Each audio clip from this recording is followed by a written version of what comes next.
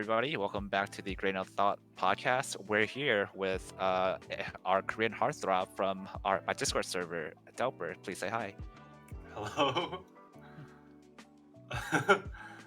Please go ahead and tell us a bit about yourself. um, my real name is Daniel. I go by Delper in the servers,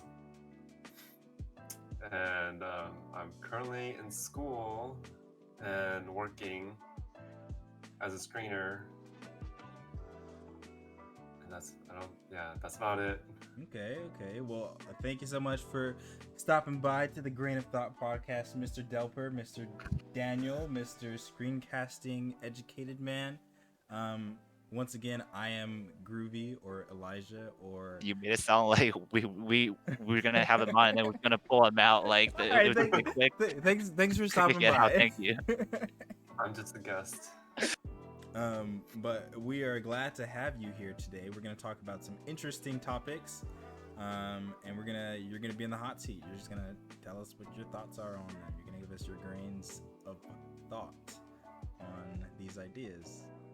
So, yeah, I'm gonna let Ben lead us into the next or the. Oh yes, start. I was so excited to intro us. I forgot to say yes. That's me. I'm Ben. I'm known as the Rat King or Panda.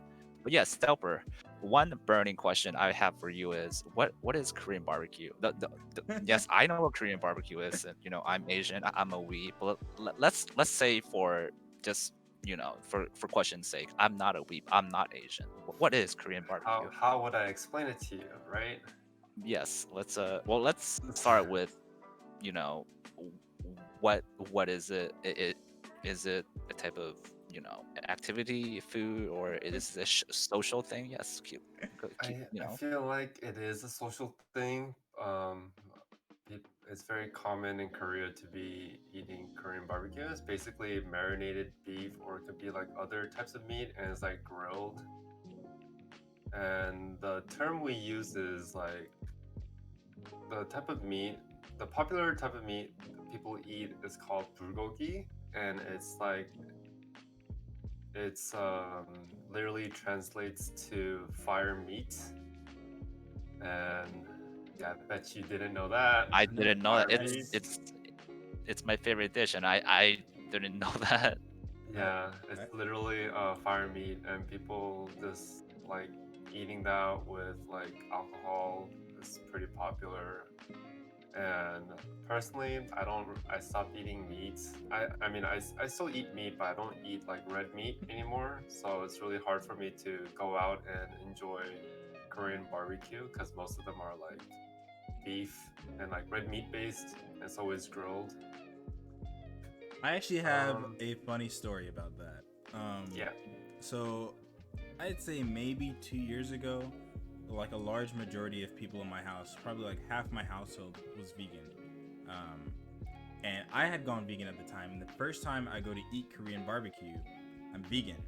And I go with my best friend that I've known since like 5th grade or so. And we're sitting down and they're grilling meat and stuff. And I'm like,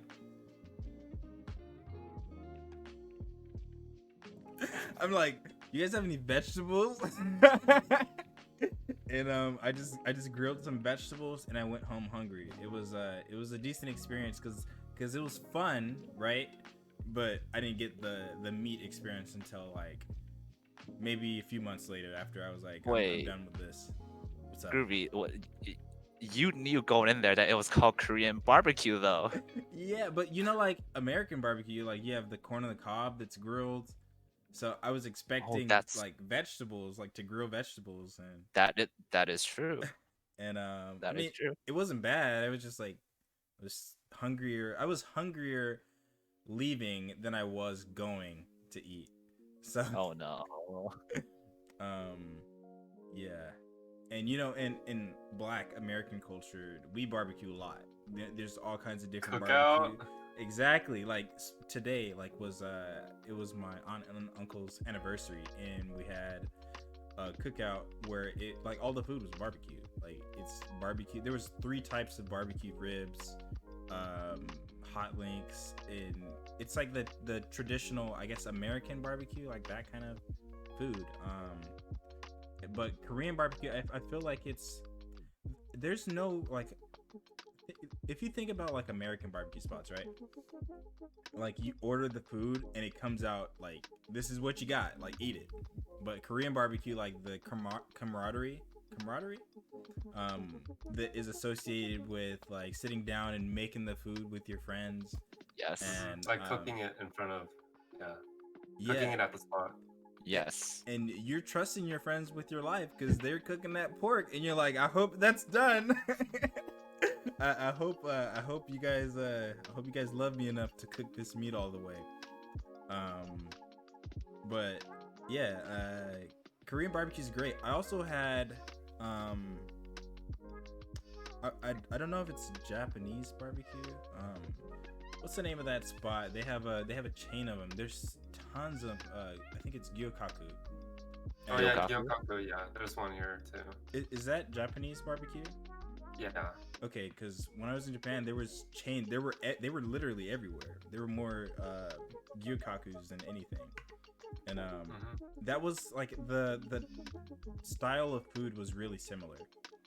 Like you cook it on the what plate, hot plate, stove, oven, barbecue. I don't know what it is, but And then the staff like periodically changes the grill exactly when it gets too much. And I think those are the experiences that I miss the most of, like, because of the pandemic. I definitely feel you. I haven't gotten to eat Korean barbecue with my friends since the pandemic started. But yeah, what's so special about Korean barbecue is that yes, when you order the plates, they do come in raw fish, raw veggies, but the veggies you can totally eat raw if you wish. But yeah, Groovy, I definitely understand you when you trust your friends, when you put your life in the hands of your friends. Yeah, you're all cooking the food together, so you better make sure that they know how to do it correctly. But in that sense, I can't also relate with you because three of my good friends are chefs, and whenever I go eat Korean barbecue, they're always there. So I'm like, yeah, they definitely know what they're doing. So that aspect I can't relate to. Oh, But wow. Delper, do you? Um, I I've seen on a show where they actually kind of give us tips and steps on what to order first and what to make first when you get to Korean barbecues to maximize like the time and like the meat and your stomach Like space. Do- appetizer and like the yeah, heavy meat and stuff like that. I don't know. Like my experience with it, we just order whatever looks good. Like we don't really order in a particular style. It's just my experience of it has always been like, oh, that meat sounds good. Like everyone agrees with this meat, and then we just order that meat. We kind of like vote for what we want, and so we order more after we finish. oh, Yeah, because it darn, comes in like a bulk. Yeah. I kind of wish you had some insider tips to like, oh yeah, just step one, do this, step two, do that. Oh I yeah, kind of no, want. we don't. No, We it's don't. Yeah, I've yeah, never heard about that. It's like maybe someone felt bored to make probably. up steps or a guide on how to eat food. I feel it personally. I don't think there's like a guide to eating Korean food, like to have like a certain like style of eating, like order, how to order in like specific steps. Because I know I've tried certain sushi and they have an order for that. I think that's more what's it called? More of a traditional thing. Hmm. Eat Okay. like this type of fish first, and then in the end you eat like dessert, right? I, the last step I do remember, I think they had fried rice or something to like I forgot. So I try to do some research on what the show was and what the scene was, but I couldn't find it. I tried to Google and I just couldn't find it. Yeah. But the last step definitely had to do with rice, Oh, putting are the you rice talking on. about, yeah, putting all the rice? I think the rice is supposed to soak up the grease from the Korean. The Are you talking about the grill, right? Yeah, yeah, the grill. Yeah, Yes. yeah, yeah. I know about that. I think that only happened once though. But basically, you put the rice on the grill to like kind of get the flavor from the Uh, grill, to like kind of soak up the so you don't waste the what's it called, the meat juice or like whatever Mm. the flavors that's left on the metal grill, Yes. and then people like because yeah, so it doesn't waste. Is that like similar to the concept of like hot pot? Because I know with hot pot, like you put a bunch of stuff in, and then like when it's almost done, you put like rice or you put udon or something inside of it. There's hot pot, you just cook whatever, you know, the meat, the if you want to put noodles, vegetables, seafood. I think this is similar to something called nurungji. It's called, it's in translation it's fire scorched rice in Korean. Ooh, Wait, interesting. wait. I'm gonna have you pause for a second. Give me a lesson in Yeah. Korean. How does bulgogi translate to fire? What, fire It's meat? fire meat. Yeah, fire meat. And nurungji. Nurungji. Yeah. How does that have the word fire in it as well?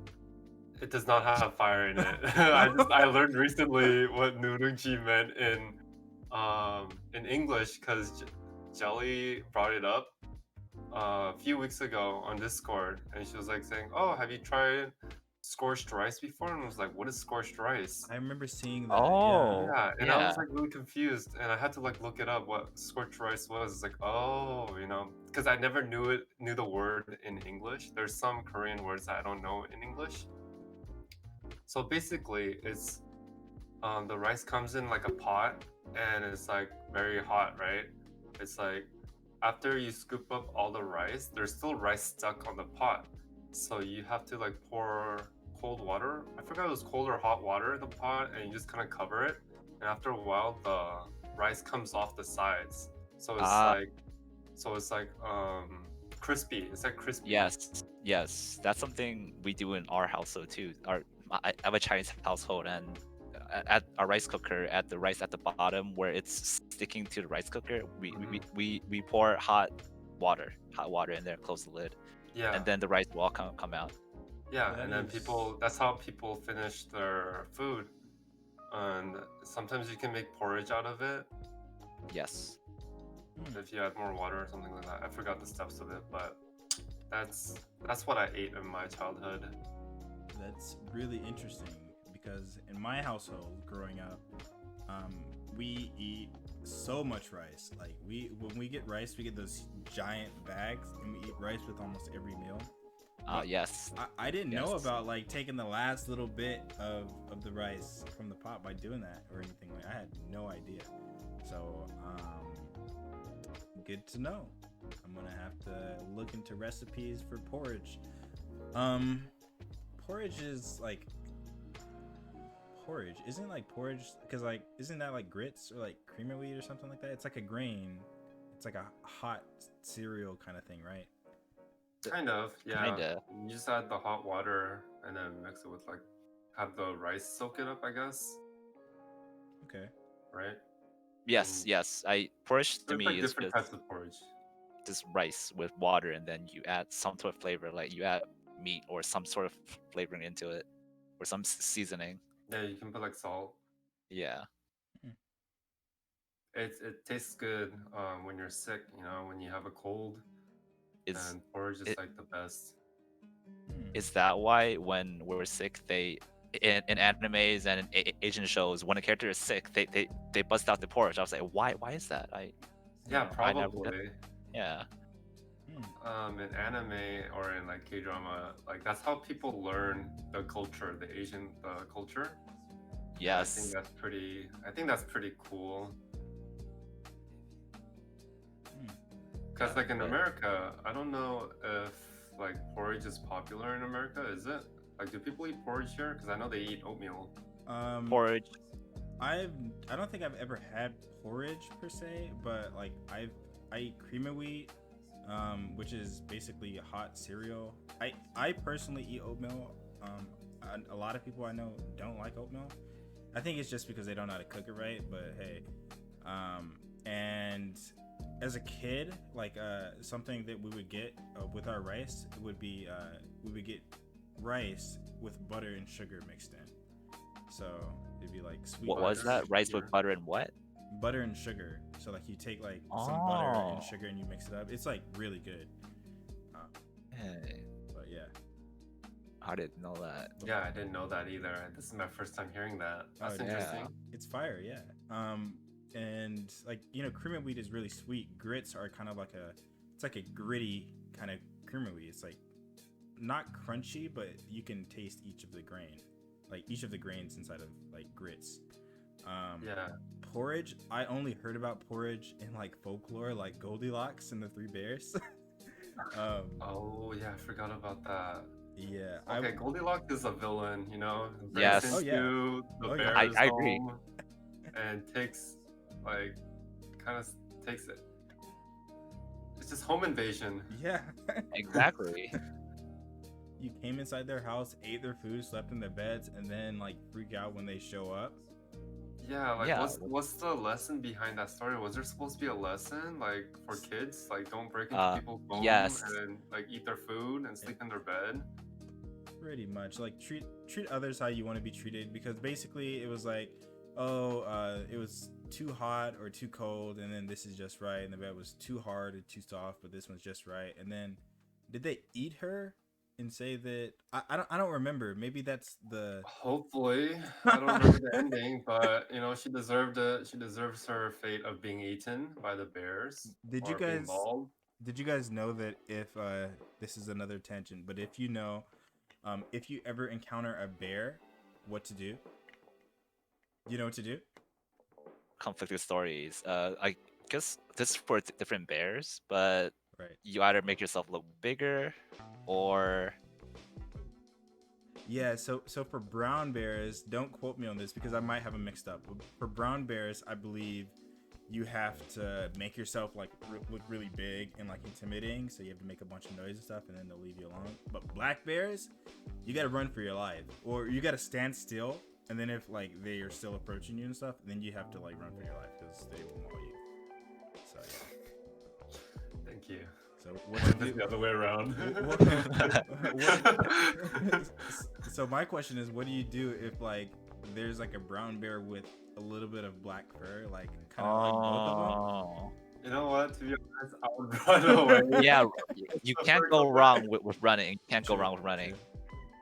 And if I'm like hiking and I know the place has bears, I would probably carry bear mace, bear spray, Or a gun, you know. or I don't do guns affect them?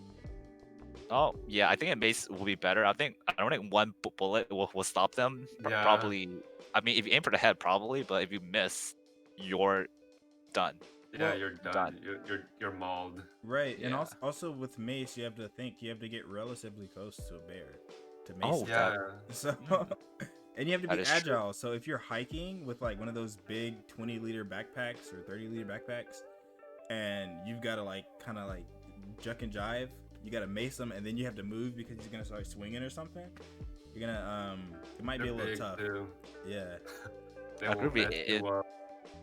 It sounds like you have some experience with bears and hiking. What's Yeah, in my days of playing Red Dead Redemption 2 online, I got mauled by my fair share of bears. the Red Dead? We play it all the time. Yeah, man, them heckin' cowboys. Rootin' tootin' shooting cowboys. Oh my god. Rootin', tootin', shooting, and looting. Yes, I still want to get back to that game. Me But yes, too. back to porridges. Yeah, Porridges. fuck. I do want to talk about Red Dead though, but no. Back to porridges. Back to porridges. So at every Chinese restaurant, there is a porridge dish. In fact, there are multiple porridge dishes.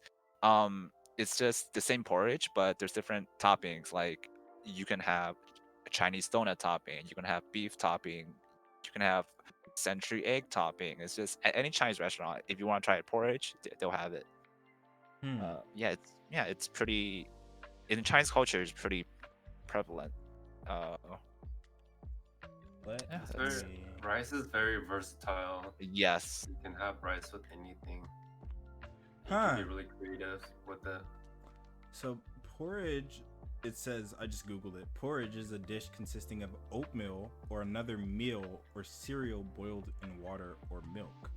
So Huh. it's basically hot cereal. So like cream of wheat, oatmeal, grits. I believe that's what porridge is. Um, so yeah, I that's believe it's just different by culture. It, in the West, I think they add the cereal and more flavor into it, but in It's the sweet. I East, feel like it's sweeter in the Western culture. yes, well, yes, People love sugar here. true, true. But if you've had grits, those are not very like the flavor is kind of lackluster in grits. It's more of a savory taste, or it's not very sweet like grits. Especially like southern grits, like I don't know what is that they put in southern grits, but they're usually yellow. So I don't know if there's egg inside of it or something. I don't know what they put inside of the grits, but grits are definitely. I prefer cream of wheat because it's like a sweeter taste compared to grits, which is like the bigger grains and it's not as sweet. So, but I guess it depends on what you're eating. Like if you're eating more savory food like bacon or something like that, grits might be better. But if you're eating, I don't know, like rolls or croissant rolls or something, I think that would be better with cream of wheat or oatmeal. Like, what do they usually put with the porridge, Korean porridge or Chinese porridge? Like, any kind of toppings? Like, you guys, do they come with like strawberries or like do they come with like what kind not of? Not really with the sweet things. We don't put. I don't think we put sweet things or like fruits in the porridge. I think it's like, for example, we put kimchi. We kind of mix kimchi in the porridge. That tastes really good. And like any seasoning that enhances the taste of the porridge is what people go for, I think. Because I know there's some restaurants that specializes in porridge. I know, like my girlfriend went to some restaurant, a Korean restaurant in LA, and then she said she really enjoyed the porridge there because it's like specialized in porridge, I think. Mm. Yeah. yes, yeah. For the Chinese culture, porridge is always first. It always starts out as plain white porridge. It's just water and rice, and then the flavoring, the basics is salt. If you want to add salt, yeah, you do that. But as I mentioned, like the Chinese fried donuts, that's also a big topping with porridge. And then there's the meat, beef, chicken, and then what's the last one? Oh, the century eggs. Are you guys familiar with the century eggs? They're like eggs that are kind of like dark and aged. No, I They never taste tried that. Are they similar no to like tea eggs? tea eggs. I don't know about tea eggs, but the eggs are like dark, very Yeah. dark. Like, is it Yeah. marinated?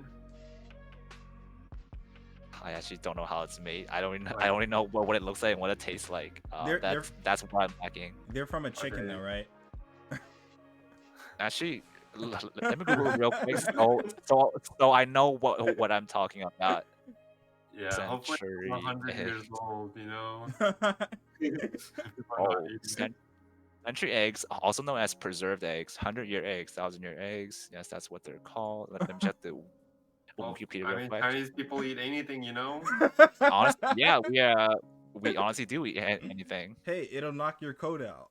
So- Yeah, like, Let's see. They are a Chinese egg-based culinary dish made by preserving duck, chicken, or quail eggs in a mixture of clay, ash, salt, quicklime, and rice hulls for several weeks to several months, depending on the method of processing.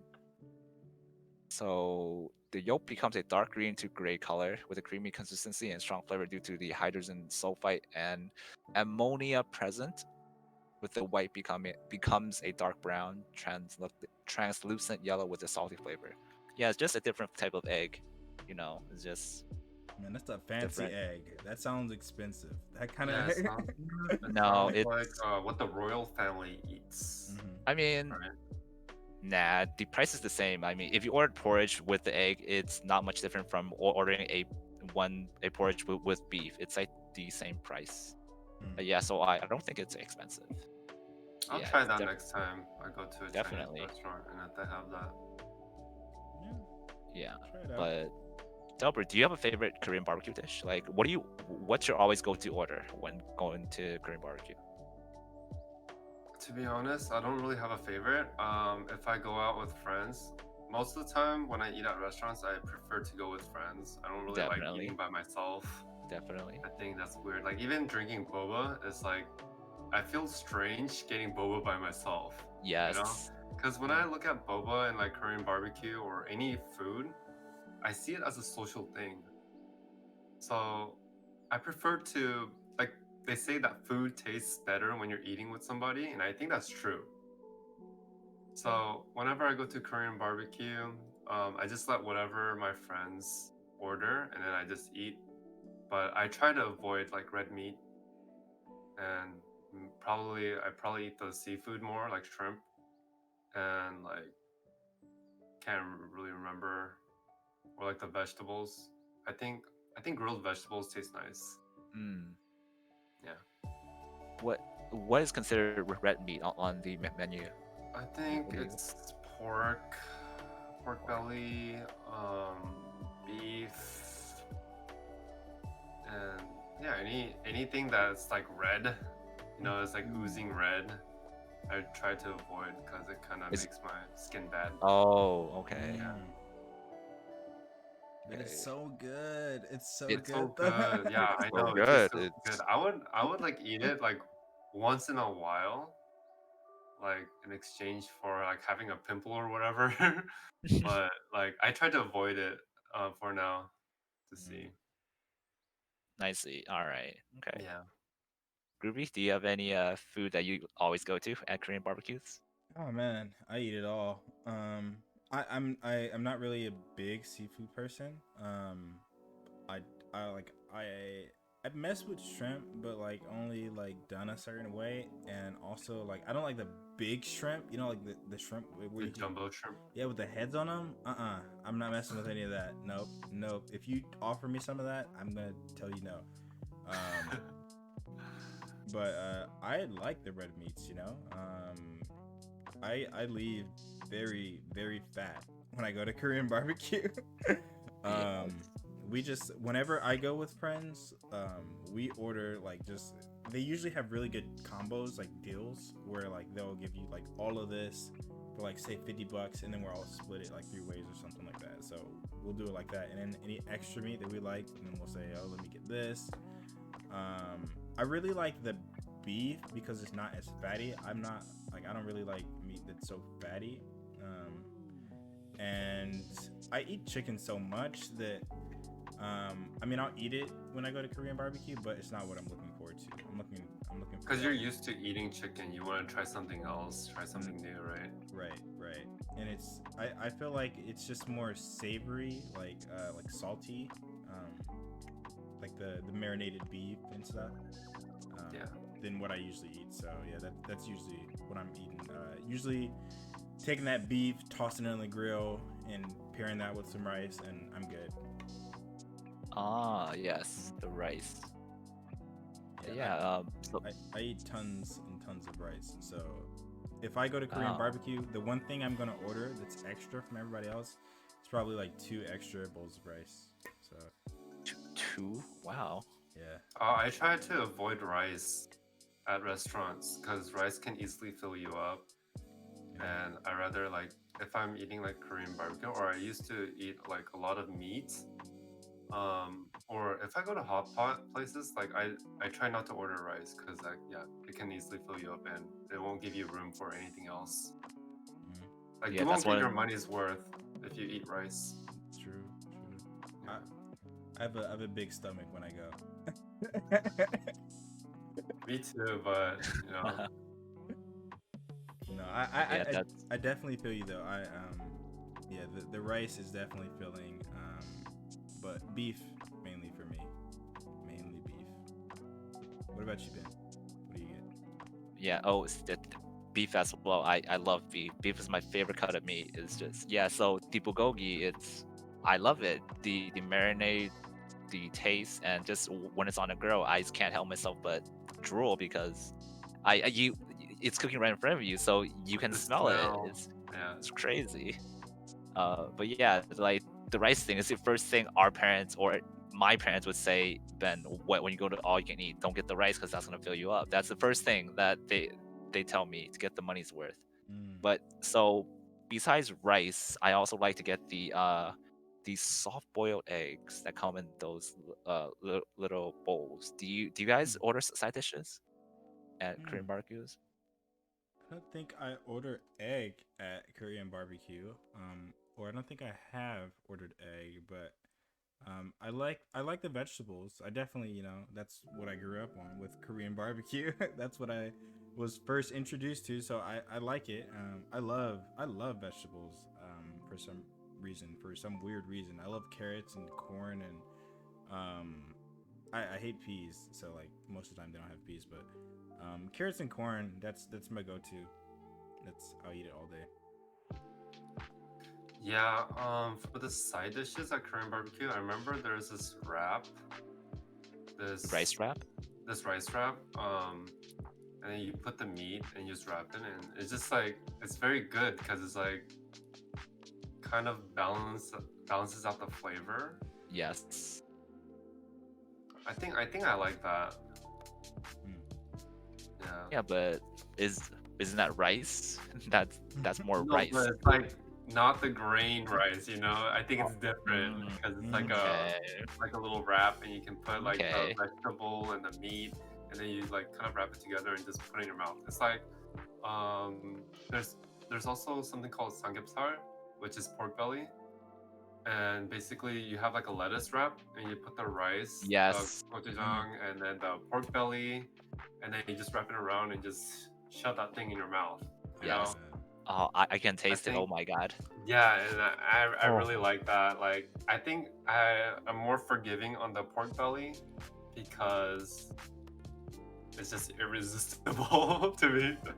Yes. But I still eat pork belly from time to time. I think lettuce is the most underrated item on the Korean barbecue menu because like it levels things out. It just like you eat so much meat when you go there, like you get into like this meat coma. So when you get that lettuce, it's just so refreshing. So yeah, I definitely dig the lettuce wraps when you get the meat or I've had chicken in the lettuce wraps at Korean barbecue and that just resets the palate, resets my whole like about to have a Yeah, diet. because you don't feel as bad Yeah. for eating that amount of meat, and like the meat is very greasy and it's like kind of heavy, so you kind of want to pair it up with like some sort of vegetable. Yes. And I think my friend mentioned that if you get too full when eating Korean barbecue, just eat the pickled turnips, I think, or some type of pickled vegetable that Radish. comes with the meal, Yeah. and that'll help you digest faster, right? Is that a thing? Or just like I know like some of my friends they drink Sprites. I don't know what you guys drink for Korean barbecues. Like whenever I go to restaurants, I just drink water or tea.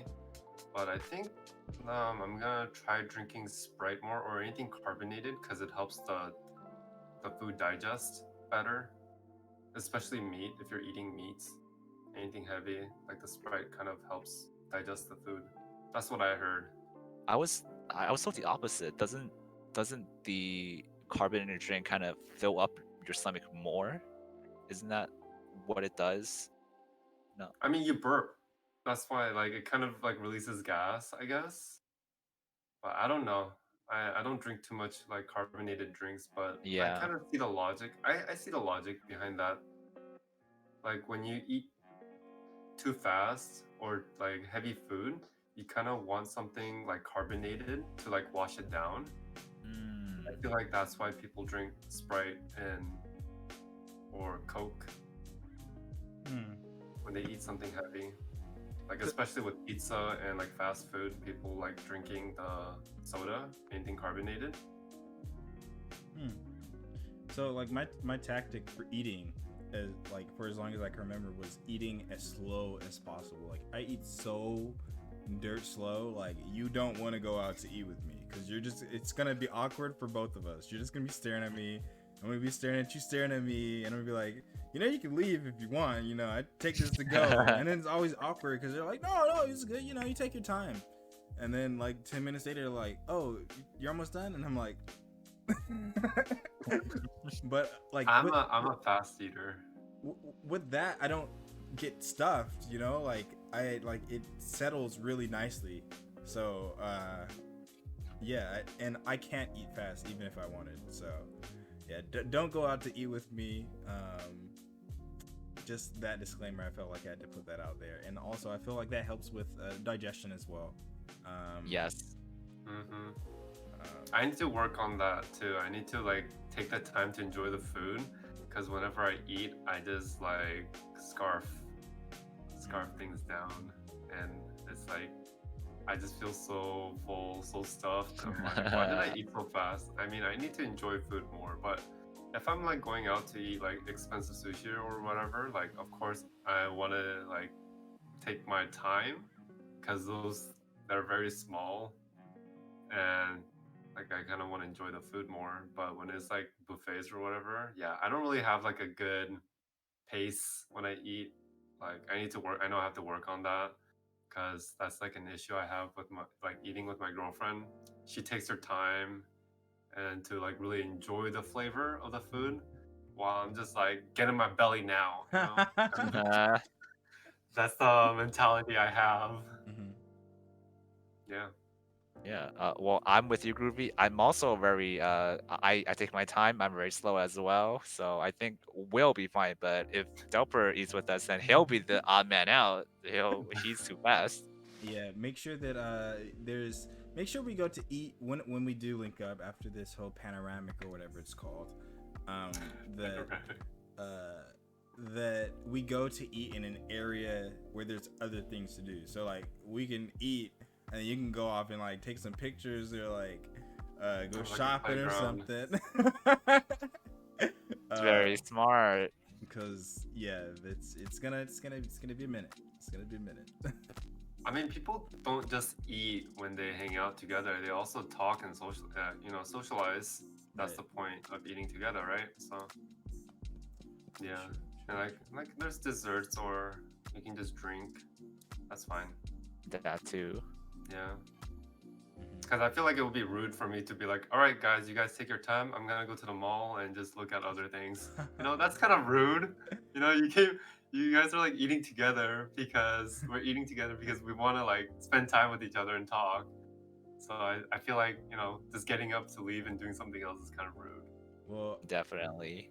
I'm just extending the courtesy because I just always have to put it out there, like out front, because it's like I'm gonna eat really slow. Nothing's gonna change the pace of how I eat, and I just don't want it to be awkward, Yeah, no problem. Definitely. Like, All yeah, right. take your time. Yeah. So now I want to switch topics to fashion. That's right. So Delper, Fashion. you are also known as the Drift Master in our server. What's your thoughts on the current fashion? I know the current fashion these days, there's like different people like to dress well, like at a certain age. Like I feel like most people in high school, they don't really care about like how they look. They just put on a t-shirt, pants, or whatever. Me, yes. But like after a while, like after high school, I feel like people want to like impress other people, or they want to impress themselves or something like that.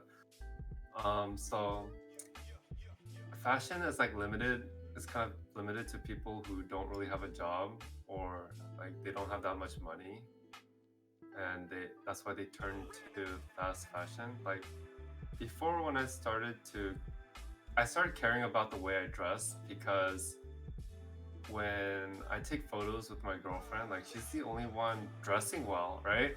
And I'm just wearing like normal clothes. It feels like normal clothes, like just basic clothes, and sometimes the colors don't match, or they just don't fit my body well. Like that's why, like, for me, I started to get into fashion to look at clothes that fit my body type, because there are clothes that don't fit your like body, like the silhouette doesn't work with your body. um so yeah, that's all I'm gonna say. Yeah, I definitely feel you when I feel what I felt that in my heart when you said you're starting to dress better for your girlfriend, because whenever I'm out with my girlfriend, she way overdresses better than me. So I'm like, shit, I gotta step my game up too. But yeah, but me, I just, yeah, we're just trying to coordinate our fashion better right now. We're trying to get matching clothes and matching colors. But yeah, yeah, it sounds like there is something to, about how some people definitely have better access to the fashion than others. Yeah. So yeah, so what do you think they should do regarding that? Like, should they try to, just Google how to improve my fashion or my drip, as the cool kids say?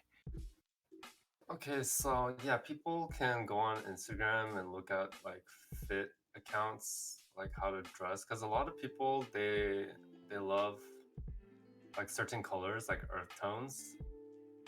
And I think the current trend here is vintage fashion.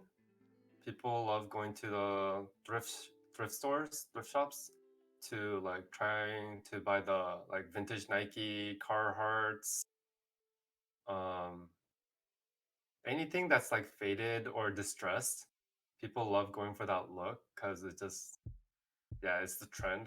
I don't really follow the trend of vintage fashion because I feel like wearing workwear like when you're not really working, it just seems kind of odd. Yeah. You True, know, true. especially like Carhartt is very like popular with, it's like a streetwear kind of brand, but Carhartt was originally for workwear, for people who work construction or outside, and for like young kids to be wearing it for fashion.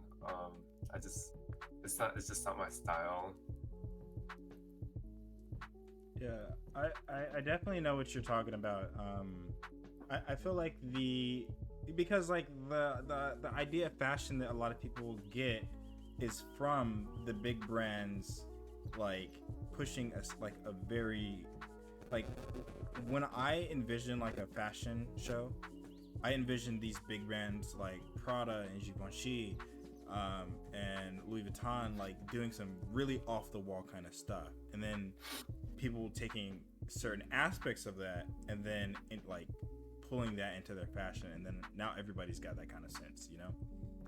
So yeah, the workwear I seen it with like the Yeezy, like I don't know which season, but like they were dressing like the you know the feel that I got from it was like the future is great. Like we're all gonna be like, it's all gonna be like uniform. Everybody's gonna dress like in a uniform, and like this workwear uniform, I don't like it.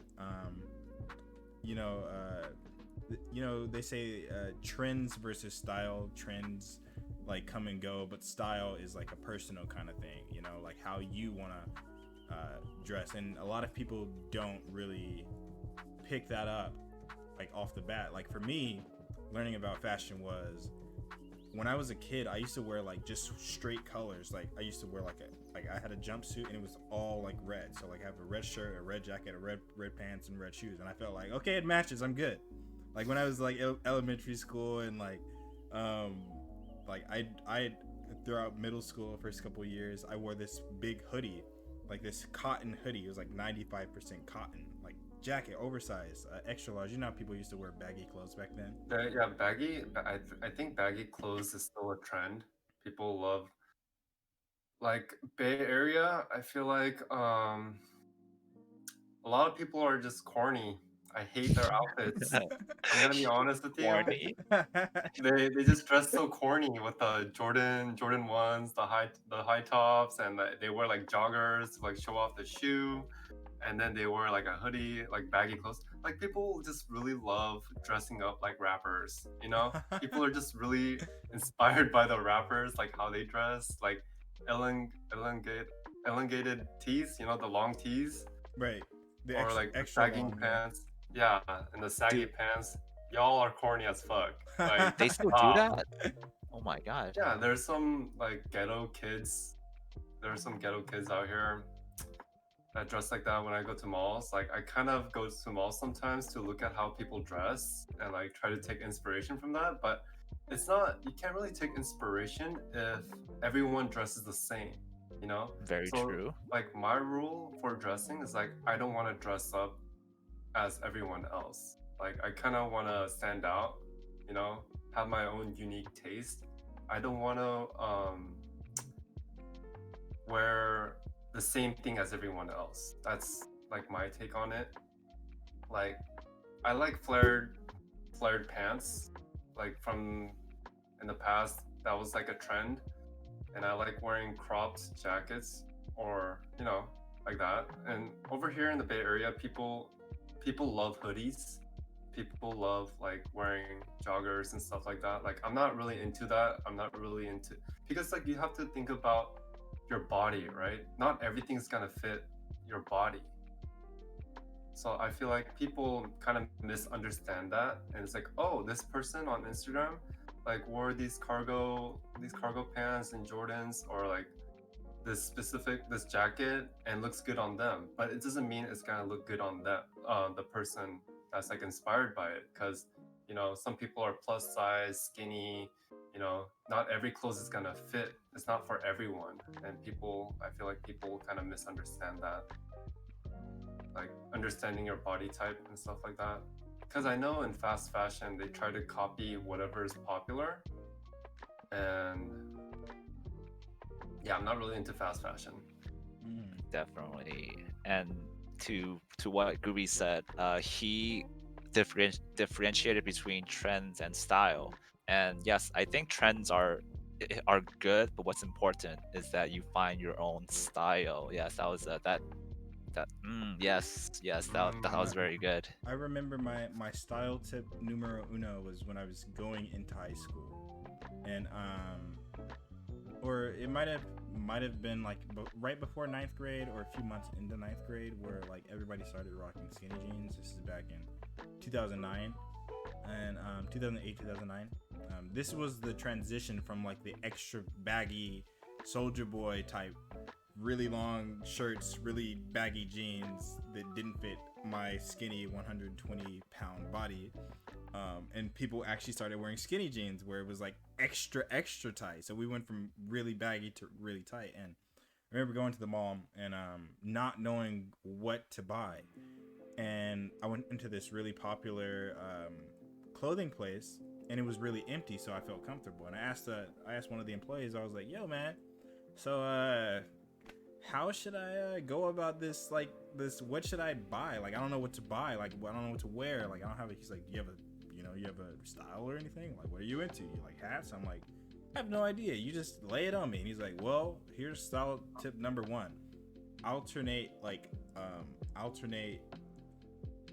I don't know how he defined it, but it was basically like match the shirt with the shoes, match the pants with the hat, but not at the same time. So like if I'm wearing say like a shirt that's like really highlighted in like say like the color blue or green or something like that, wear that same color shoe, and then I can wear whatever pants and whatever hat or where that I wanted, and it could work. So that was my first step into developing my own style.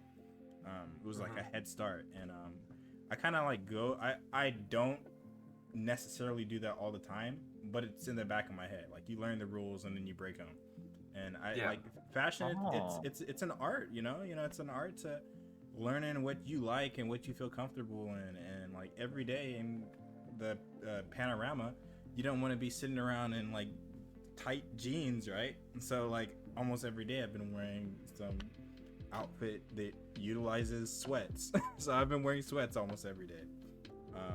But I've been like kind of like figuring out what it is that I want to wear, and most of the time, like 9 times out of 10, I'm just putting something on, because my wardrobe consists of things where I can just put them on and like it works, you know. Yeah, on the topic of skinny jeans and like baggy clothing, like I feel like You have to be kind of careful with baggy clothes because it can make you look short. Mm. And so people who are vertically challenged, they should like more focus on clothes that are like kind of form fitting or skinny slim fitting clothes to kind of emphasize their height, their height. Because like the baggy clothes, yeah, it can definitely make you look short if you're not careful. Because it's all about proportions, you know. And I remember when I first started looking into fashion on Instagram, like getting inspiration, the first thing on my explore page was um, like buff, ripped dudes wearing jeans and like this leather jacket, and I'm just like, uh, I'm not like that. Kind of hurt my eyes a bit, but you know, like if they like it, they like it. But it's like you can really see like their muscles, like in their pants, and it's No, just like that's not you, Delper. no, like dude, I'm not really into. That's not my style. Like I don't know how I feel about it. It's just they're like very big and just wearing tight clothes is like all right, yeah. Yeah. Like I know some friends they wear extra small clothing when they're like working out because it kind of shows off their chest, their biceps, you know. So I'm like, okay, What do you? but that's not me. Like I would not wear clothes like that. I want to ask you, what do you think about these we'll pick your wardrobe outfits in apps? Because there's ones like Stitch Fix, there's Thread, and basically like you do a questionnaire, and they kind of figure out what kind of like style you might look best in, right? So like you give them all your sizes and stuff, and like they show you a bunch of outfits and say, do you like this, do you like this, do you like that, do you like this, and then over time they kind of like they send you boxes of these clothes to like try on or whatever, and then I never heard about that, but I do know there are some apps or websites that you just put your information, your height, your weight, and like your like style, like what do you like wearing, like what kind of clothes, like colors you like wearing, and then they like recommend you to like oh wear this, wear that, and stuff like that. But I I've like it's good to start out with that like in the beginning to get a good feel, like to experiment. I think experimentation is very important in fashion to see what fits you and what doesn't. And I think also like people should welcome criticism in fashion because a lot of people they wear clothes and whenever I look at Instagram or other social media, everyone is just like complimenting. It's like, oh, and they just put lit. Oh, that looks very good. I love it. I love this fit, man. This fit goes hard. But they never like, there's no improvement to the fit. There's like, you can see some flaws. Like some colors, it just doesn't match the skin tone, you know. And I learned this the hard way because I ordered a dress shirt from Uniqlo, and it was like a light blue shirt, a button-up shirt, and I got it for like $10, and I just wanted to wear this to work. But when I wore it and looked at the mirror, I'm like, this doesn't look good. I don't know if it's the color or the color of my skin, but they just like it just doesn't go well together. And no. that's when it's like, oh, some colors I can't wear. You know, That's how I learned. I completely agree. Like orange is not my color. Like I look horrible in orange. Like Yeah. I bought like this really cool Keith Haring hoodie from Uniqlo. Well, it's a pullover, and I love it. The design is great, but I look like it's like pumpkin orange, and when I put it on, it's just like it's hideous. It's horrible.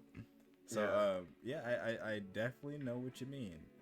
Yeah, like when I figured that out, it's just like, okay, this is good to know. Like light blue doesn't fit with my skin tone. So yeah, future like when I buy like expensive clothes, like that's the color to avoid. You know, like any light color clothes, it's just ugly. It's just plain ugly. Yeah, so I think the only colors that I don't order clothes online a lot. The only clothes I order online are colored white and black. That's because I know exactly how it would look on me without putting it on. Yeah. And I just can't trust clothes I buy online without trying it either in stores or I've tried it on with my friends. So that's my little like thought on ordering stuff online. So yeah, if you can't go wrong if you order just pure black or white clothes. Yeah. You can't really go wrong with those colors. I used to wear mostly black in high school, but now I'm like trying to experiment with colors and what fits me. So yeah. Yeah, I when you said that when you see people wearing business clothes as outside of work, that hit me. But because my fashion is kind of like business casual, even though I don't wear it all the time, when I try to be fancy, I do bust out like the dad sweater and like the long overcoat. It's what I like to wear. But yeah, now that you say it, yeah, the vintage. What you said about the vintage clothes, yeah, they always seem to come back. They like no matter how much we try to move forward with the fashion trends, like the vintage stuff always comes back and they're always trending. I kind of wish people were more into like trying new fashion trends. Well, I guess people are trying, but I guess the vintage stuff always, there's a strong hold on the vintage stuff. People are trying to make money off of vintage fashion. Like they go to vintage stores or like thrift stores and buy like older clothing, and then people love like the distressing and the sun faded jackets, like hard jackets. Like they love the fade. Like it just makes it look, gives it a certain aesthetic, and people are just really obsessed with that. Like they just go crazy over it. So what they do is like some people, they go to the stores, buy the clothes, and then they list it on Grailed or Depop, and they just charge like resale prices. Resale, like charging resale is a thing these days. It's like that's a trend too. You know what? And I'm not like, you're talking about faded clothes, and I'm just talking.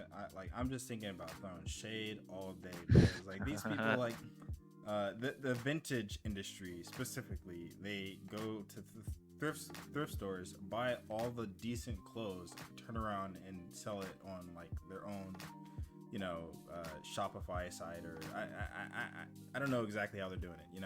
I'm just putting it out there, and they call themselves business owners, and you're just like, no, you're just stealing from people that actually need to go to thrift stores.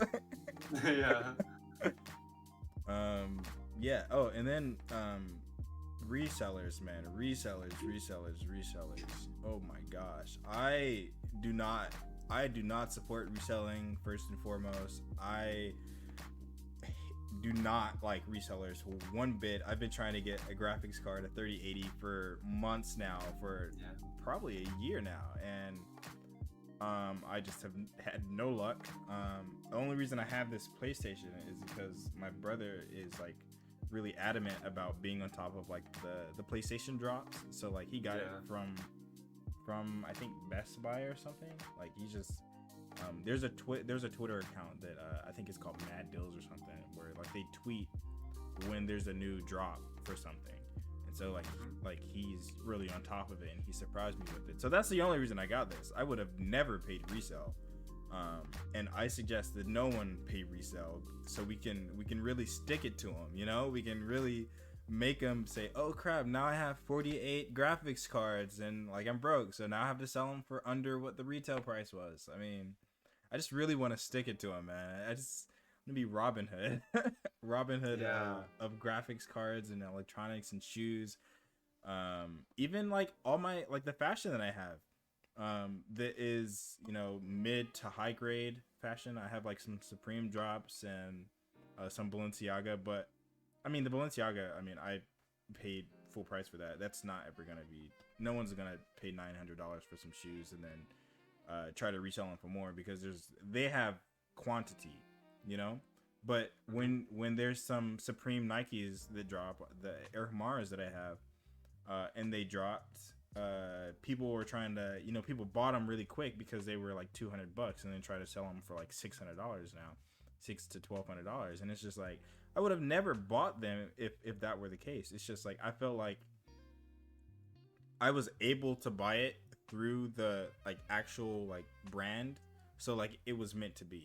But if I wasn't able to get it, I'm not about to break my neck trying to like break my wallet and bank trying to get, to impress these other people with my fly streetwear and stuff like that. No, like especially with fashion, I just don't get it. Like the resale market with fashion. Yeah, I completely agree. I don't support reselling either. There's like this brand I like, and the owner of the brand, like he has like a certain like a budget to like produce these clothes, right?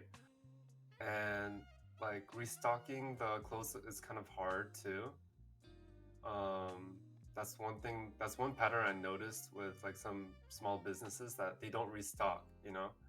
They put these clothes out there and then like in limited quantities, and so people, they have to like be prepared to prepare their credit card to like buy it, or if you miss the drop, like it won't come back, and it's just gonna be on like grailed.com, like, and people are gonna be trying to resell it at a higher price because it's like, no, it's just rare. It's just the rarity that causes the price to skyrocket. I mean, that's the thing I cannot that's the thing that I cannot like handle, like people buying clothes not to wear it but to sell it for a higher price. That's one thing I can't stand. And that's really like a reflection of the economy, though. The demand, the supply versus demand. Like, I mean, demand might not be there at first, but when people see the supply is low, then they're gonna demand it more. So like it's just like the balancing scale of fashion economics. But yeah, I'm definitely against it. If you are a reseller, you should email it, because I just want to talk. Yeah. So I don't really go to the mall to buy clothes anymore. I don't really buy clothes from the malls unless it's like Uniqlo and I need to like wear something kind of business casual or some basics. But most of the clothes that I like buy are from like small businesses, and those clothes are kind of pricey. And I think I'm like willing to pay for the price because of like the research and the materials they use and the effort investment they put into it. Like I can justify those prices compared to like fast fashion prices, because a lot of people, they don't realize like who makes those clothes. There's like people don't understand there's exploited child labor in Vietnam or China. Yeah. So like I would like to like stop supporting that kind of practice, and like that's one of the reasons why I stopped shopping at malls. And also like, dude, like everyone wears the same thing, and that's one of the reasons why I stopped. Yeah, I'm gonna make a confession here. Like recently, the drop, I bought like a cargo pants. It has like a back zip on the back of the pants, so it kind of flares. It's like it's like more focused on silhouette, and it was like $500. Like I spent $5 on a pair of cargo pants. Okay. Wait, 500. Listen. You spent $500 on a pair of cargo pants. I mean, I wouldn't have done it. I know. It's not for everyone. Understand. It's like it has its own cult following, and I'm part of the cult. Okay, I'm gonna admit I am part of the cult. You do know cult is a bad thing, It right? is bad. All right, let me explain to you why it costs $500. Okay. Okay. It's the brand owner. He actually does his research on the type of fabrics to use, And I don't know if you're like really paying attention to hardware on clothes, like zippers and buttons. Some buttons, they're like very like high quality. Like I love high quality stuff, you know? Because like the pants was made with like high quality cotton, and like the Cobrak snaps it's like it will last for a long time. And then there's something called Riri zipper, and they're also like high grade zipper, and it's not gonna break anytime soon. It's gonna last for a long time. And like the thing about fashion that I appreciate, I'm into like high fashion, okay? And I'm into like archive stuff too, like from like clothes from 2000s, early 2000s, because like this is the original clothes. Like people fast fashion copy from this. They take inspiration from the original clothes and try to like make it, you know, for and to produce it for other people. And I just the part of fashion, I just really appreciate the history. And I really appreciate when people are willing to try things new. Like for example, the cargo pants I bought, there's like this thing called darts, like it's like darted around the knee. It's what gives the pant structure, and you can't really see that with any other pants, you know, for it to What do you give it mean? a What does it's like started mean? I don't get it. yeah, the Started? dart, I don't know how to explain it, but it's like kind of like the stitching, or it's like it's what gives the pant structure, like the hourglass structure. So this pant, Okay. because it's like darted around the knee, it gives off that um structure, that hourglass. It's like an hourglass figure with the length of the pants. Okay. Yeah, I'll just show you another time when the pants arrive. But it's either I spend 540 or I spend $1,400 on those pants, because people are reselling those pants. Okay, Of and course. it's like it sells out in less than 10 seconds. I was Oh, just lucky to cop it. holy moly. Okay, yeah, Yeah, that is definitely a cult following of resellers. exactly. Yeah.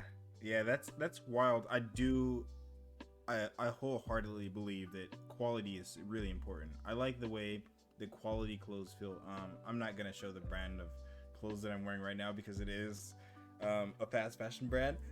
Yeah, no, it's okay. It's okay. It's okay. um, Yeah.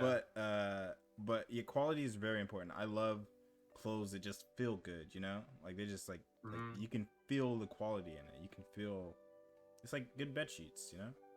Yeah, like you want to feel comfortable and like confident in the clothes that you wear. And like I would buy, you know, fast fashion. If I'm like gonna, if I know I'm gonna sweat in the day, like if I'm working out, like I would wear like cheap clothing, you know, throw on some cheap clothing. Like that's the only time I would turn to like cheaper quality clothes. Mm-hmm. Yeah. And my experience with like I went to when I first started working at my job, like I bought some chinos from Target for like $22.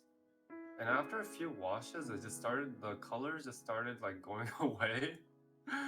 And it's just a little the color started fading, and like it just didn't, I feel like the chinos didn't hold up very well after a few washes, and I'm just like, why did I waste money on this? You know, Well, well, this well, is well. That's the thing with clothes in general. You know, yeah, yeah, like even like your good high expensive clothes that you bought.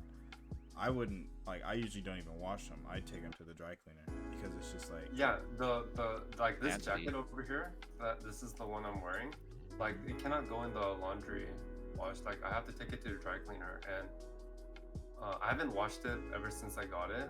Cause like if there's like stains or it just smells weird, that's when I know I have to take it to dry cleaners. Cause dry cleaners is expensive too. It can get expensive if you're like going a lot. So I try to like wear it as much as possible before like it starts to smell or whatever, or it gets dirty. That's when I would know like, okay, it's time to go to the dry cleaner. mm, But yeah, some of the clothes that I bought, like the high fashion stuff, like I know those have to be separated from like the laundry wash because they need like special care. So that's, yeah, I understand about that. Yeah, I'm very down with paying more money for an item that's better quality and lasts as long. Yes, that's always been my motto. But Delper, for those pants, are you how often would you wear them? I would wear them like if I'm like going out, if I'm going out on date, or like if I'm going to school or whatever. Like I'll wear it as much as possible, but I will still have like a rotation of pants. Like I'm not gonna like keep buying expensive pants. I kind of want like 3 or 4 good pair of like trousers that I can like rotate in the week, so it kind of lasts for a long time. It's like the same thing with shoes. When I was in high school, I would like my mom would buy me like a pair of shoes, like $20 shoes from Costco, Uh, and let me tell you, like I have feet problems. I didn't even know I had feet problems. But like I have like flat feet, so I would have like problems like standing up for long periods of time or walking. It would cause pain. But the thing about me and shoes, like back then, it took me like a year and a half to replace them. Like I only had one pair of shoes. I never rotated shoes. I never thought about rotating shoes. So I only wore one pair of shoes like each year until like the sole of the shoe, the bottom of the shoes is like very worn out. There's like no traction. And I was like thinking about it, I was like, why didn't I have like different pairs of shoes? It's good to have like a rotation. I had to learn the hard way that um, you know, people, we need rotations of like clothes, the shoes to wear, because it will wear out pretty quick if you're gonna wear the same shoes every single day. And yeah, my mom was very frugal with the spending, especially with my clothes. Like I didn't have a job, so she would like buy whatever from Target, Costco, and I would wear those cheap clothing, and I had no problem with it. But that's just my experience with like buying high pieces. I think of it as an investment. Like when I buy clothes, like expensive clothes, I think of it as a high like investment, because this is like what I'm gonna wear. This is like my statement piece, when I go out. And I rather feel confident in the clothes that I wear, rather than just like wear cheap clothes and be like, and just don't feel anything about it. Right. You gotta love what you're wearing. You have to really be in love with it. And Yeah. on that note, I believe our next topic, which is an interesting one, rom-coms. What do you? Rom-coms. We're Rom-coms. talking about rom-coms, huh? Okay. What's a good rom-com? What makes a rom-com good? Yeah. I mean, I seen 50 First Dates, and I think Adam Sandler is hilarious, and I think he's funny. And even with what is it? Uncut Gems, the most recent movie that he did. I think that's his most recent one. He's a very diverse actor now compared to all his other movies. But 50 First Dates, I believe, was I mean, that's the only rom-com I can think of. What else? Like the Notebook, is that a rom-com or is that just a rom? What makes it a Yeah, I'm getting caught lacking here because I didn't for the longest time I didn't know there was a term for those kind of movies like rom-com. I didn't know that was a term. So Delper, do you have any good answers for it? I have no idea what Grroovie is talking about in terms of like the shows he brought up, but like I used to watch back in high school. I watched rom-com anime. Yes, Like we are all situation. weeds here. So Yeah, yeah, I please love go on. anime, dude. That's how I started watching anime, like rom-com, like situation, the sitcom, or anything that involves like romance. And but like after a while, it kind of got old for me in a way, because it's just like the same cliche shit. Like Yes. they pull like, oh no, I'm falling, and then like falls on No. the protagonist, and then like there's a panty shot or whatever. It's like, oh, I'm Yes. looking at my panties. Oh no. Ooh, ooh, oh And no. Oh no. then, So yeah, I was like, it was fun at first, but then after high school, I kind of lessened my anime consumption because the newer anime, it doesn't seem that good compared to like the older anime, Mm. just in my opinion. Yeah, But yeah, I really love like the rom-com in anime. There's also rom-com in K-dramas too. oh I yes, used to watch a few. K-drama. I'm not really like a high consumption K-drama person, but I feel like the pattern in K-drama is like there's one rich dude, one poor girl, and then like the rich dude is like chasing the poor girl or something like that, like to date and Yes. stuff like that. Yes. And then there's always like this third guy. I mean, there's this guy that's always like in the way, and it's just it's just like a pattern like you see in K drama, and it just gets really old. I don't know, but that's just a pattern. Like some patterns you see, some cliches. It's funny at first, but when you keep seeing it in like future shows, it just doesn't. It's not really spicy. And I love spicy shows. I love spicy rom-coms. Yeah, I don't really have a particular favorite. If it's entertaining, it's entertaining. If it makes me laugh, I enjoy it. yeah, I hardly know any rom coms and like actual like with actors and life people or anime. It's either rom or it's com for me. So, yeah, I don't. Aside from that Adam Sandler movie, I don't know any rom coms. And speaking on anime, like the thing that got me in anime, because I mean, obviously, like as a kid growing up and throughout like school and stuff, K through 12, you're introduced to the westernized animes like Dragon Ball Z, Sailor Moon, like Pokemon, Yu-Gi-Oh. So you're watching that kind of stuff, right?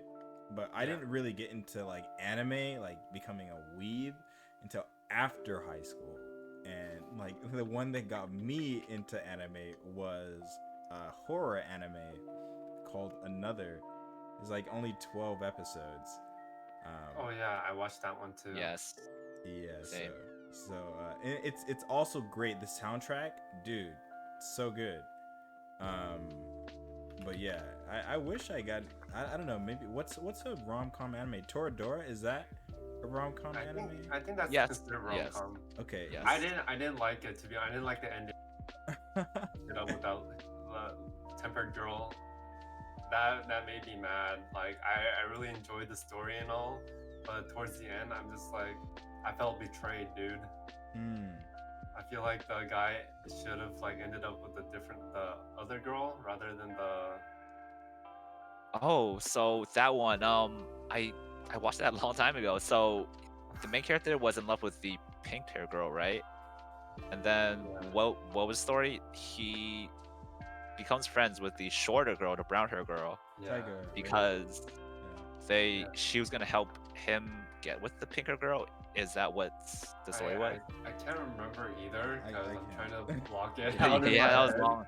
But Yeah, and basically that's what happened. Like the pink hair girl also liked the protagonist, the guy. But I think the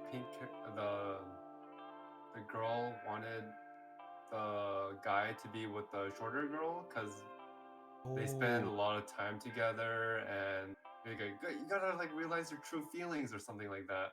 You spend time with this girl a lot. You guys would be happier together, and that's the thing that pissed me off. I think, yeah. like people really being selfless. Like it's okay to be selfish, in terms of love. Sometimes, because I've heard some stories of people like giving up their crushes because their best friend likes a crush too, or whatever. Oh shit. But that was like the most messed up thing I've ever seen, and I just didn't like it. Yeah, I don't think I liked it either because I forgot all about it, and I don't think I even watched the last episode. I don't even know the ending, so that's really fucked up. But I guess I can see where the pink hair girls is coming from. Like, yeah, she knows they've been together, so they looked happy. So, but at least like ask them, like, hey, would you be happier with her or with me? You know, it's at least have some communication before saying, yeah, you'll be happier with her. Like, I can see where the show is coming from, but that's interesting. Yeah, very very interesting. The thing about these shows is we really idealize the anime dating culture. How in high school. That's why I feel like that's why there's a lot of like awkward kids Oh my in high school god, because they pretty you're much onto something. You're onto something. fantasize like certain events. Like, oh, this should happen. Like, I need to run outside. I need to run to school with bread in my mouth. And like purposely hit somebody, crash into somebody at a corner of a turn, and But then nowadays, what's popular is the isekai. So instead of running into your senpai, a car runs into you. You know, yeah, it and you slams get into you. transported Yes. to a different dimension or something like that, right? Oh, Yes. that is like what's that one show? It's still airing. It's so good, but it's pissing me off so much. Is it ReZero? ReZero, yes. Oh, dude, that show is so irritating, but I love it so much. I saw a lot of memes, but I never really got into watching it because I'm like, this looks like a typical isekai anime, and it's gonna be some romance, and someone's Well, gonna die. No, it's just it's that's simplifying it, but it's more torture than just Yeah, there's that. like It's more torture. there's Yeah. some psychological damage to the viewers Yeah. too. That's what I heard too. Oh Yeah. yeah. I'm just it's making my blood boil just thinking about it. But it's a good show. I've seen so much, like I didn't watch hardly any anime in high school, and that's I don't know. I feel like I lucked out because then I would have I might not have, like, anime is great, but I don't think I would have had as great of a high school experience if I was as big of a weeb as I was after high school, because people in high school are like, typically more judgmental than anything. Yes. And Wait, so, the weebs are judgmental or the people? no. I feel like I would have identified too much as a weeb in high school, and that I was more of a closeted weeb, I guess. Like, I love anime, but I would not share it with like other people. I would just keep that shit to myself Mm. because like I'm more of a private person in high school, and I enjoyed watching these things in private. Like, I have like no shame. Like, I would tell a couple of my friends, but I would not be openly like be talking like some weaves, they speak Japanese like like, oh senpai, where are you at? Or oh like what do you call them? baka, yeah, Otakus. like a Otaku. otaku way of talking, and that really made me like, dude, anime, like sometimes anime, it makes people cringy, like Oh yeah. say Yes. Oh cringy yeah. shit, and I've seen it on the server too. Like among Yes. me, like I saw some people like the way they talk or the way they feel. It's just they just base it off of anime they watch, and I'm just like, I'm so happy I didn't turn out like that. Oh I would no. be cringing at myself thinking about it. But Oh, yeah, man. one thing about me, you guys should know that if someone says cringy stuff or they act cringy, I'm gonna judge them hard. Like, it's just instinct of mine. It's just I can't help it. Yeah. Yeah. So both your high school problems. Yeah, it sounds like you both were in high schools that were very judgmental. Well, in regards to anime, right? Yeah. I I didn't have that problem. My high school was mainly Asian, so if you weren't a weeb, you were the outcast. So, uh, yeah, that's lucky for me. I mean, it's not just anime, or actually, it's like anything in my personal experience when I grew up. Like, if I like anything, or like if I express interest in anything, like people will make fun of me for it. Like, for example, Pokemon. I loved Pokemon growing up, and elementary school, in elementary school especially, when I express interest in Pokemon, like people like make fun of me for it. It's like, oh, that's so childish. Why do you like Pokemon? I'm like, dude, I'm literally 10 years old. Why not? You know? Why can't I like Pokemon? I'm a kid, and I like it. You know, what's so wrong about liking things you like? And people are sort of so judgmental about it, and because they would have like these groups, and if you're not cool, you cannot hang out with us. You like childish shows, you know. People love acting like adults as kids, and they love, you know, judging. They judge you so hard for like, having interests, genuine interests. But Yeah. then, like after the Pokemon Go thing back in 2016, and then I see people from my old school playing that. I'm just like, And you have suddenly no excuse. everybody. You're 18 years old. You're playing Pokemon, and you kind of you. I don't know if they remember making fun of me or making other people feel bad, you know, for liking anime or whatever, having interests. You know, It's very weird. the upsurge in like number of weebs that have been popping up throughout the years, like the past like just 4 or 5 years, is ridiculous. Like people are actually using anime for clout now, which is like absolute like that's mad. There's anime rappers now. There are like really big time stars that are like, oh yeah, I'm a huge weeb, and I just you know, no, I'm not discrediting anybody because they may have liked it in the past. It's just now more, you know, acceptable, I guess, in today's culture. Yeah, I know about that. I feel like also like in terms of culture, I feel like black people, they love Naruto and Dragon Ball Z. It's just like very hype kind of thing.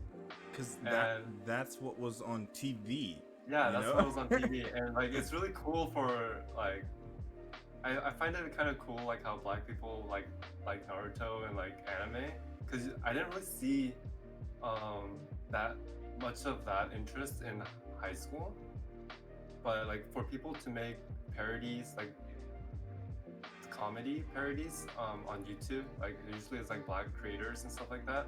I thought that was like pretty cool because they're like funny and they know what they're talking about. But there are people who use anime for clout and they have no idea what they're talking about, you know? Like when they reference certain things, it just doesn't make any sense.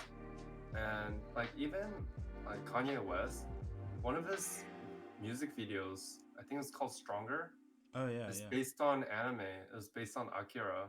Mm-hmm. And even his shoes, the Yeezys, is influenced by anime. Mm-hmm. So Yeah, like there are people who genuinely love anime and create things with it, and that's pretty. I think that's pretty cool. like people like how you said, like Stronger is back from 2007 2008. So like he has like, and also back to Graduation, like where he had like Japanese artists designing.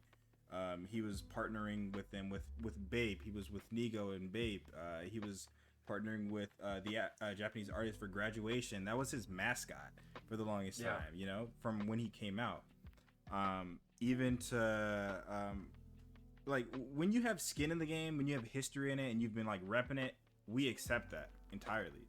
But when like you've been rapping about this, and then you've been in the game for like 10 years, and all of a sudden when anime is popular, you really want to say, you want to start posting videos. No hate to Big Sean, because I love Big Sean. It's just like it was just really left field because it wasn't talking about anime before at all, and then all of a sudden he's a huge Dragon Ball Z fan. And I completely respect that. It just came out of left field for me. Megan Thee Stallion, I don't listen to her stuff or anything like that, but I know she wasn't talking about no anime or anything like that until recently, and now she's like the world's biggest weeb. And you know, in a way, I agree with you, but sometimes like I feel like people or like celebrities hide these things because of like how people would perceive them. You know, they're influencers. We don't know their private life. It's like the same thing with Elon Musk.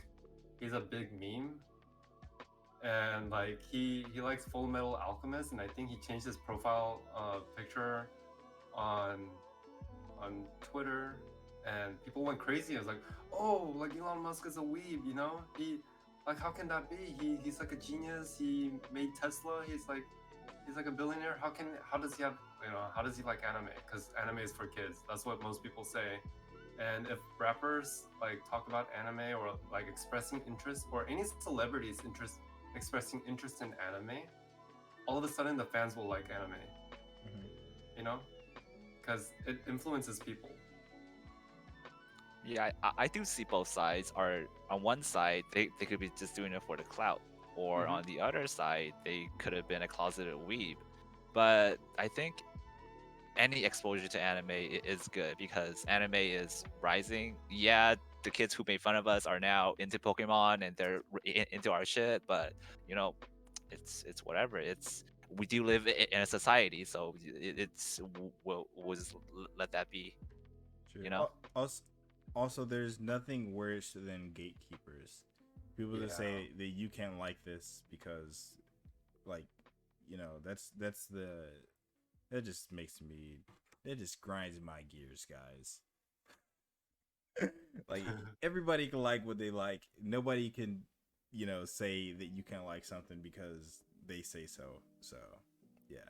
That's not the point that I was trying to say. It was just like it's just really confusing when it's like I know you for something, then all of a sudden you're pushing something else. So, Oh. but I mean that's also like the problem with like fame and celebrity is that like once you've established yourself as something, it's hard to break out of that box because that's how the world has categorized you now. It's called pigeonholing, especially in the arts.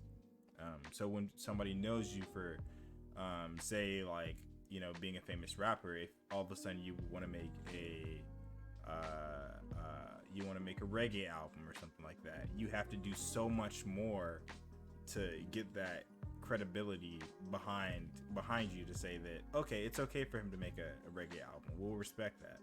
But you know, even if you're like one of the biggest rappers in the world, Snoop Dogg, and you're like, I'm changing my name to Snoop Lion. I'm going to Jamaica to work with the best reggae artists in the world. These people have worked with Bob Marley. They're giving me the cosign. I'm spending like a year out here. I'm doing everything to make me full fledged. Like you still don't get the love, even when you make a good album that's a reggae album. It's just like it's hard, you know. Like people pigeonhole you. That's the term that it is used to define when they categorize you and they keep you there. Like when they say that like these basketball artists can't have a word on politics or anything. They say shut up and dribble. Like it's like you know like the idea of celebrity is just like so weird that we idolize these people. But hey, I mean that's how like they're not gonna say no to you giving them extra money just because everybody likes them. So yeah, it's a weird thing. Our culture that isn't perfect. You know, we don't live in a utopia, but there are some things that we can work on. And I think specifically this pandemic is changing it in our social media, like how influencers, like big famous celebrities, are now really personal with their social media, like TikTok, and there's not a bunch of like walls in between them saying that they have to be a certain thing. They can just like put something together and then they'll like face the music tomorrow or something like that. Um, yeah, that's my rant. I don't know. We should talk about social media in the future podcast. I think that's a good topic. Oh Oh yeah. yeah. Like how it influences people and what drives certain people to do certain things. I think that's an interesting topic, social media, because social media is always changing.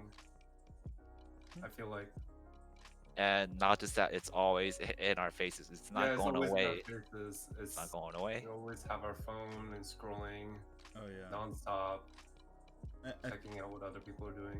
I think I actually might have said this on the last podcast. I'm not exactly sure, but I've mentioned it before to either of you separately, where like I wasn't on social media for years, and you know, Yeah, it's just kind of like freeing, kind of like emotion. Like you just feel free, like you can do anything. You're like loose. You can talk to whoever you want. You can be whoever you want. And then when you get on social media, you start to pigeonhole yourself. And you just like your hours on your phone on social media start to increase like exponentially. It's like a curve that just keeps going up. At first you're like doing none, then when you get back into it, you're doing it like for a couple hours, and then like I found myself like today and like recently, like I'll close out of like I would have seen everything that I need to see on Twitter, right? I close out of the app and then I click the app again and I refresh it. And it's just like it's mindless behavior, and you're like, why did I do that? Like you have to catch yourself. You're like, this is not healthy. That's me on Instagram too. Yeah. I just close it and I'm like 5 seconds later I open up again to like refresh the page. I'm like, oh, there's nothing new, and then it's just rinse and repeat. Yeah, so I really social. Yeah. That's a very important topic. I think we should talk and touch on in the coming episodes. The coming episodes. Yes. Preview. Preview. I deleted my Facebook and Twitter recently, and I felt kind of free, but I'm still a slave to Instagram. Oh well, congratulations. Congratulations. Partly. Partly. Partly. Yeah, I locked myself out of Facebook. Since I haven't been able to get into my account since December because I have all these extra security protocols, and I changed my phone number and all kinds of stuff. So like they're just, and Facebook support is just the worst. Like they do not get back to you in their site where you like to verify your ID, you have to take a picture of your driver's license. It just doesn't work. Like it won't load. Like you'll take the picture and then it'll just load forever. Like I've left it on for over 24 hours and it's just loading. So maybe it's a sign. It's a sign. No more Facebook for me. It's a sign. But Oculus, which is owned by Facebook, Uh-oh. virtual reality. Now that's the future. Let me tell you that virtual reality is the business. Very fun. Games awesome. You can like multitask and like do computer tasks and stuff like that. We can probably do a podcast in virtual reality, which would be like that insane. Sounds fun. Like what's it? We'll be the pioneers. We'll be the pioneers of that. You heard it here first, folks. You heard it here first. Virtual reality is awesome, and that sounds fun. I had to make a Facebook account to even use my Oculus, which kind of sucks. Yeah. And even if I delete the Facebook account, then I delete all the stuff that I've bought. I don't think you can transfer it to a different account. So I just have some random account named Marcus Garvey, that I have random friend invites on, and that's how I use my Oculus. But yeah, Oculus is great. Virtual reality is great. Social media, not so much. Facebook, definitely not so much. But we'll definitely talk on that on the next episode of the Grain of Thought podcast. Were there any outstanding topics that we were going to speak about tonight? I was more interested in like the Korean media. Like, is rom-coms prevalent? Are they popular in Korean media? But I know K-drama was hot for a while, but what about rom-coms? I'd love to watch some Korean rom-coms, or even Korean K-dramas. What's that one show that we seen together? We had a movie night, or we were watching that series. It was a Korean show. It was really good. Like a horror one. It was like a Sweet Home. Sweet Home. Oh man. Oh yeah. I've got a bug for Korean media right now. I wonder when the season 2 is releasing. Oh yeah. That's gonna be awesome. Maybe I should just read the manhwa. I think you should. I think that might be the next move for me. Even even rom-coms. Like, I mean, if there are any Korean rom-coms you know of that are like highly critically acclaimed, or any K-dramas that you recommend. I'm not asking just because you're Korean. I'm asking because we're on the topic of Korean. Well, I was asking because he was Korean. He said it. He said it. I didn't say it. Just I mean, yeah. I I don't know. I don't really have a particular favorite. I think most Korean dramas are good, I would say. They have their own unique story. There's like the cliches are pretty common, but it's just comedy. Like you're supposed to laugh and like I guess you're supposed to know. It's like cliches are pretty common in TV shows and stuff like that. So that's I guess like I started to realize like that's what makes the drama more entertaining, I guess. Like sometimes like in rom-coms, there's like some emotional sad scenes, and then they're trying to mix up the emotional sad scenes with like some comedy and stuff like that. Yeah, try to appeal to the viewer, kind of mess with their feelings. Because K-drama will really mess you up. Like you will cry. Yeah, there's a Korean music video, and it's on YouTube. It's titled "Kiss Because I'm a Girl," or like I think it's from Kiss, and it's called "Because I'm a Girl" or something like that. Mm-hmm. And oh my gosh, dude, it just tears my heart in pieces every time I watch it. It's like this girl, like this photographer, he's out shooting, and then this girl like gets in the middle of a shot, and then she's like, "Oh my gosh, I'm so sorry," and then it turns out she's a hairdresser, and he goes and gets his hair done. She gets like soap in his eye, and apparently like fall in love, but then like she's living with him, and then like she reaches or he reaches, or I don't know, like long story short, like she reaches up inside of his dark room, and she knocks like the chemicals down, and it like turns him blind, right? And then like he like lives the rest of his life as he's blind, and like she's heartbroken and stuff, and he can't ride motorcycles and stuff. Yeah, it's a great, trust me, it's amazing, but you will definitely feel something. If you don't feel something, I understand, but yeah, it's amazing. That's probably the only. It'll make you feel a certain type of way. Oh yeah. I'll link it to you guys after, but it's heart-wrenching. All right.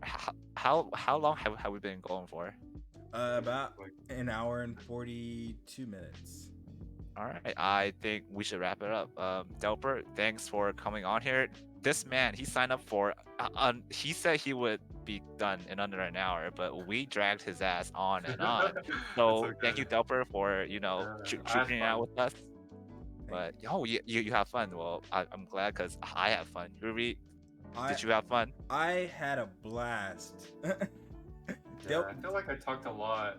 Hey, that's good, man. That's what we do here at the Grain of Thought podcast. We speak our thoughts. We give our peace of mind, and you definitely have some interesting takes on a lot of things, which is we want interesting people here, and did you have anything that you wanted to promote while you're here? Because I'm sure that's what people do when they come on podcasts. No, I'm not the type of person to promote. Okay. Ooh, humble man. I like that. I like that. Any social medias you wanna throw out there? Anything for people to give you? Not really. I'm a private person. Well, now, yeah, Grroovie. Yeah. I wanna like make myself public in the future, but for now I'm gonna remain in the down low. So yeah, maybe in the future. Yeah. Okay. Yeah, he's playing the long game. All right. Yeah, maybe I'll have a FitPic account for Instagram. Yeah. Ooh, all right. In the future, it's a teaser. Yeah. I mean, we'll have you back. You'll be able to touch on some other topics. We'll definitely have you on for an episode discussing the trenches of social media and the dark terrors that lie within. So, if that was it, then we'll go ahead and call it here. And once again, thank you so much for everyone for listening, for sticking around to the very end. Once again, I am Grroovie. And I'm Ben. And I'm Delper. And I feel so weird calling myself Delper. Like that's not. I mean, you can go by your actual name if you want. Yeah, yeah. I like it personal. My name is Daniel. All right. All right. I'm gonna start calling you Daniel in the server. All right. But That's fine. and now I'm probably still gonna call you Delper. That's what I was thinking. I was like, it's too Yeah, because ingrained you're in our so brains to call him Delper. It's such you a guys are so used to it. such a good nickname. Before we go, where does Delper come from? It's actually I got it from my cousin. I mean, when I went to the PC room with him, he named my character. First, it was like dog sound, but then like dog sound in Korean means like nonsense. But, like 개소리 means dog sound, and it's just like a kind of a way to say like, oh, that's nonsense, like dog barking. You don't understand what dogs are saying because they're barking, right? Mm-hmm. And then after that, it's just like something random. It was called Delper. And then like I was like, all right, I'll just use this username because this is like before I joined the Hmong Weeb server, and that's the name I went by after. Like shortly after I joined, it's a relatively new name because I feel like I needed like some sort of identity online, and I didn't really Right. have that. And in the past on Instagram, I changed my Instagram handle multiple times because I got kind of bored with like the usernames. But like I feel like Delper is like the name that I went by for a long time now. Like this is the longest I've been since I changed the username. So, Well, yeah, I like it. It's unique. It's short. It's memorable, and it's catchy. It's a very good nickname. Yeah. I love it. Thanks. Well, I'm gonna call it here. Once again, thank you so much for tuning into the Grain of Thought podcast. Thank you. Thank you. We will That was fun. see ya and speak to you next time.